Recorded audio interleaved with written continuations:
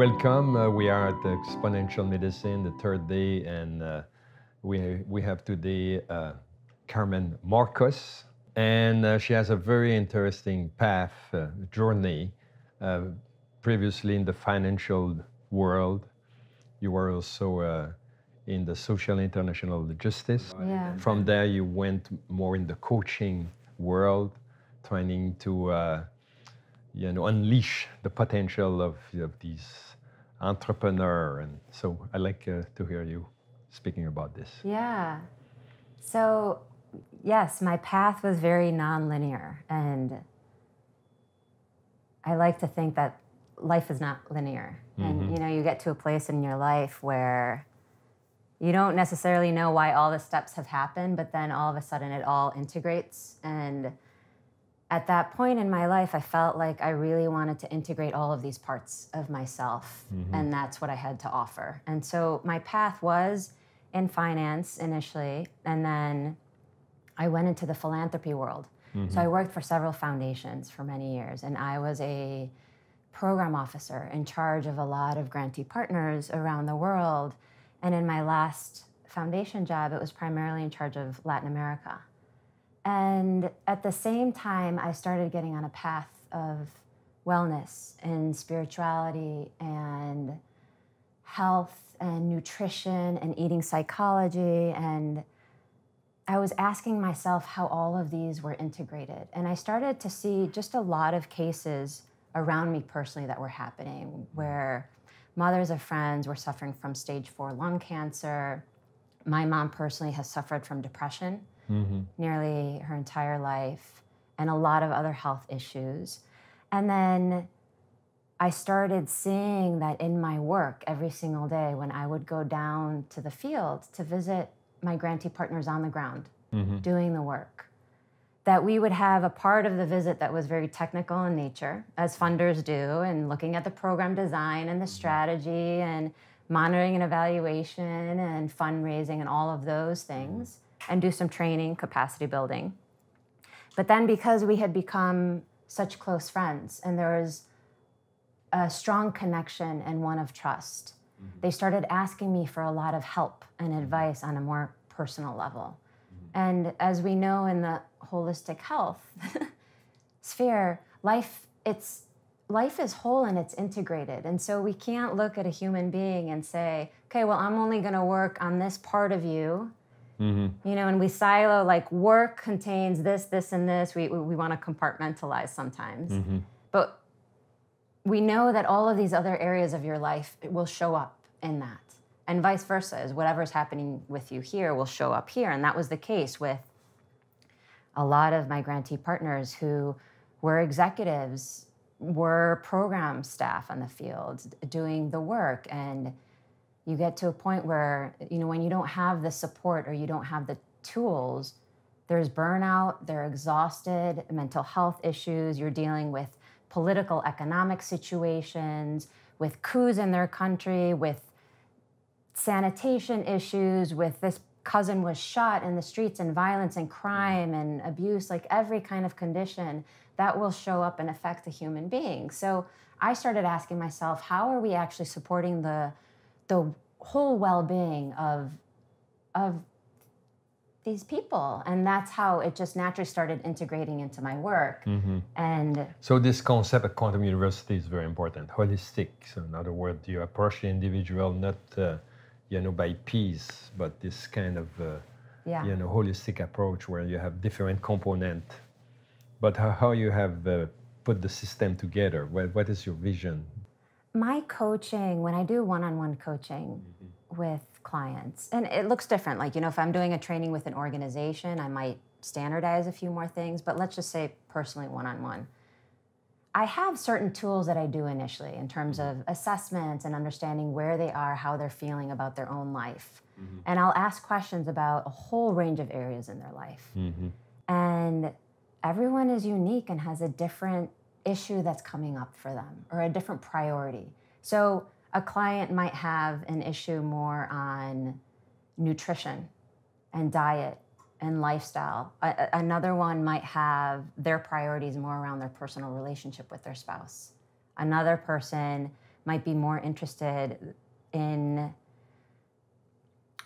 their work situation. It's, you know, maybe they're not getting along with their staff or their coworkers. And so depending on each person, it's very individualized and personalized to exactly what they need. And then in agreement with them, we decide, well, what are the areas you want to focus on? And then kind of develop a plan, which always changes. And through that, then I bring in all of the tools that I have to help them. So meditation is a huge part of my personal practice. And also it's the one where I see it's the highest leverage practice I've seen. And I try to incorporate that or teach that for those clients that don't have it. Any that I can see more in person, and if they have, let's say, physical therapeutic issues, because I'm trained in yoga and therapeutic yoga and those biomechanic type stuff, and I've suffered a lot of injuries. So you can design kind of a program for them. I design it, yeah. With yoga exercise or something else that suit their that suits what they need, yeah. Yeah. And sometimes it's just direct coaching, like more strategic about, well, what do I do about my team and delegation and boundaries and... You have a specific strategy or technique or... There is, I don't name it specifically. It's always listening, first and foremost. And what I always come back to, my framework, I'm not here to fix anyone. I don't look at someone and think something is wrong with you. And here I am, the coach, that's here to fix you. You're perfect as you are, yet you might have all of these layers that are covering that up. And so I am here just to help you remember what you already have inside of you. So oftentimes that looks like me just asking a lot of questions that get you to a point of more self-awareness and reflection. Reveal the core of who you are. Yeah. So could we say you are like a quantum observer?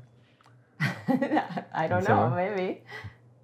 This is, and then listening, observing, and unpeel, you know, by layer, and go at the core of the... So what about working with group now?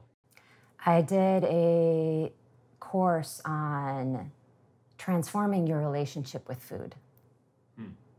And I had different groups. Like one group at one time was a group all of women. And a lot of women face a lot of emotional issues around their relationship with food.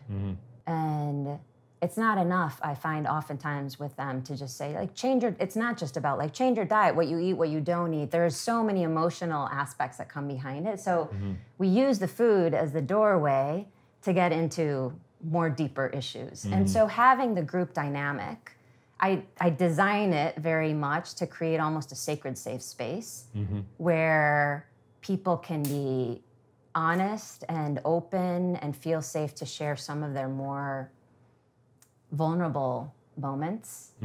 There's a lot of journaling and homework that they would go do on their own, and they would come together every week in a group session, and we'd go through some of the content together and, well, what came up for you, and people would share. And so that created a really important dynamic. So in that regard, that's how I've done group works, and that's how I like doing some of my trainings that are more intimate in nature, where like a lot of transformation can happen. And from my understanding is you work international. You have like clients everywhere? Yes. So how does display your... So that's where the technology comes in that is helpful in the sense that I do a lot of my calls via Zoom.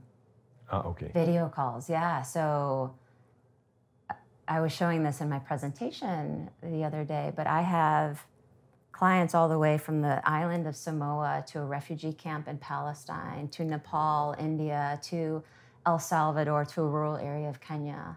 And as long as they can get some sort of internet access, then I can have a video coaching call. And it can be very personal. Yeah, it has to, because different part of the country, different issue, different makeup of stress and environment. And so how is it to deal with this? So I learn about it. I mean, that's the part of really getting to know the person and their context and their issue and what affects them and what is most important to them.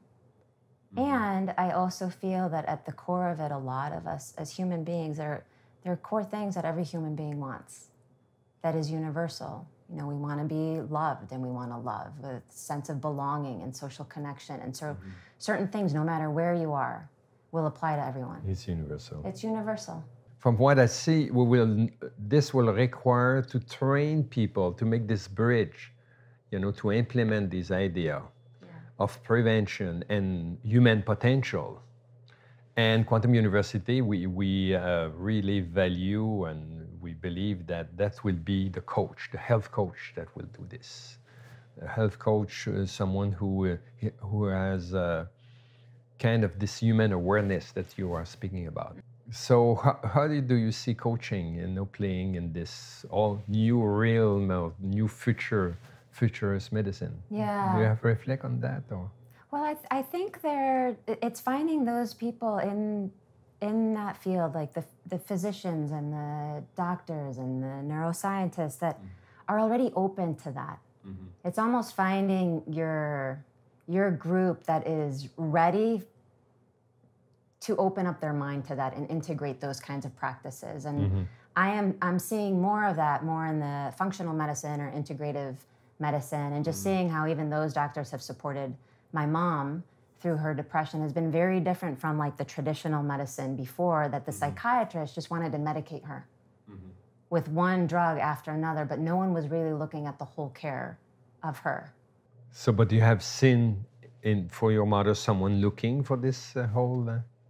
Yeah, a lot more so, yes, where you have a whole team of collaboration, and you've got physicians that are now bringing in a lot more spiritual approaches and more meditation, and partnering up with yoga teachers and with acupuncturists and Tai Chi and Qigong and all of this. And then you've got people who are in the more trained in Eastern wisdom traditions also becoming like physicians, or getting more of like the technical expertise. I think there can be an exchange both ways. So even though oftentimes I may come at things more spiritually in nature, I actually really love a lot of the technical aspects in terms of understanding the anatomy and understanding the insides of the body, because it helps me also explain the science to people. And sometimes with certain people, when you can convince the mind and the brain about like how the science sort of works, then they're open to like the bigger, deeper heart dimensions. And other people maybe work the other way, but I find it fascinating to have a little bit more knowledge in both of those areas. So I also would be fascinated to learn more about quantum physics, and I have a fascination for it, and I don't know a lot about it, but I feel like something is calling me to learn more about that.